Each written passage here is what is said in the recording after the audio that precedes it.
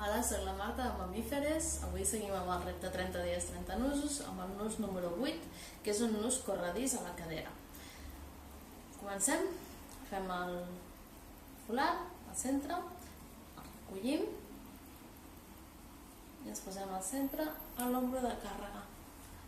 En aquest ombro carregarem el pes i en aquesta cadera portarem el nadó, sempre és el contrari. Ens passem el folar obert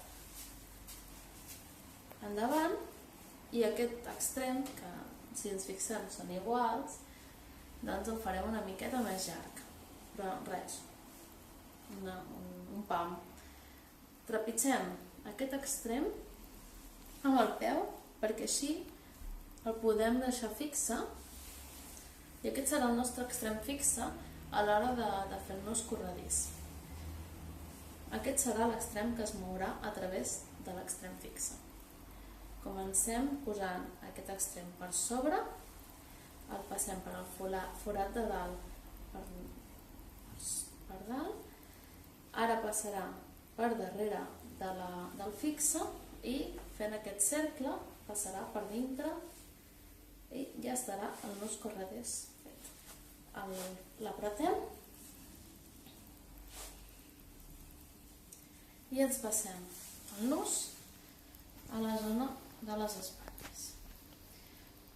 Controlem que tinguem el forat suficient per poder posar el nostre nadó, si no podríem donar corda aquí o treure'n estirant tot sencer. Com tenim suficient amb aquest, anem a buscar el nostre nadó.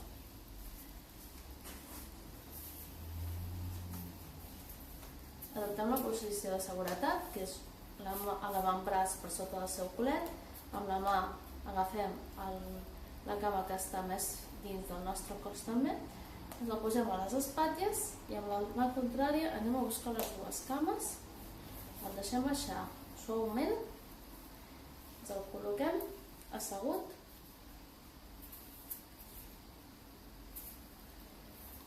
a sobre de l'extrem del folat. Busquem la postura superior i la pugem per la seva esquena fins a arribar a l'altura de les orelles. Fem el propi també des de l'esquena i amb la tela que sobra fem un bon seguit de corba a corba. Recordeu sempre que ha d'anar de sota dels genolls a sota dels genolls. Ara aguantarem el nus amb aquesta mà i tensarem la tela. Amb això el nadó ja queda bastant subjecte, sobretot per la zona del culet, però si us fixeu, tota la zona del cap està molt solta.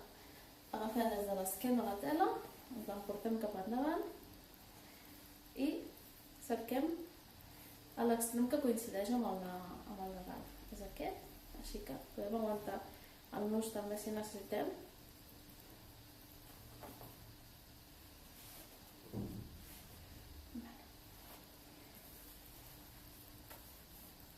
Si us fixeu, tota aquesta part d'aquí m'ha quedat molt cap al coll, m'acabaria fent mal amb el pes, així que aixequem el culet del nadó i ens col·loquem bé tota l'espatlla. Podem obrir-la també i així es repartirà millor el pes. Aquí podem ajustar si veiem que hi ha algun punt que encara quedi una mica fluix. I això és tot.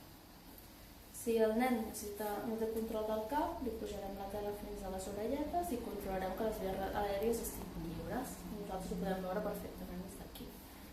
Està a l'altura dels petons i la qualitat d'aquest nus, envers l'altre que vam fer la setmana passada, és aquesta part que és corredís. Llavors, per exemple, ara podríem deixar anar una mica el nus i tornar a ajustar-lo si necessitem, posicionar-nos bé, inclús en un moment de necessitat podríem també baixar una mica el nus i donar el pit si ens hi trobéssim còmodes. Però els folars es pot donar el pit, però molt més còmode és asseure's en un seient. Podem treure el nen ara. I, com veieu, ens queda el nus fet. Ens el podríem... Un moment. Ens el podríem tornar a col·locar perfectament i tornar-lo a tensar, com hem fet abans. Doncs, això és tot. Moltes gràcies. Esperem veure-us a la nostra pàgina de Facebook amb els vostres nusos fets i fins la propera setmana amb el nus nou.